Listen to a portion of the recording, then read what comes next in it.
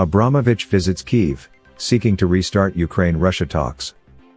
Billionaire Roman Abramovich has traveled to Kyiv in a bid to restart peace talks between Russia and Ukraine, which stalled after evidence emerged of Russian atrocities against civilians. Abramovich met with Ukrainian negotiators to discuss ways of reviving the negotiations, according to people with knowledge of the matter.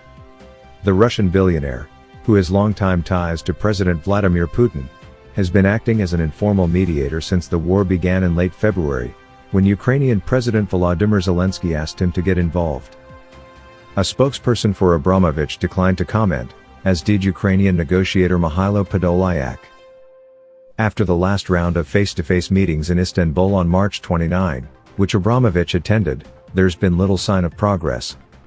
Putin on Tuesday said they're at a dead end and vowed to continue his invasion.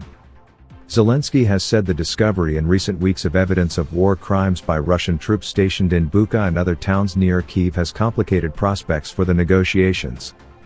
Moscow denies its forces committed atrocities. Since the Istanbul meeting, Russia has redeployed troops from northern Ukraine to the Donbas region in the east, preparing what's expected to be a major new ground assault in the coming days or weeks to take more territory.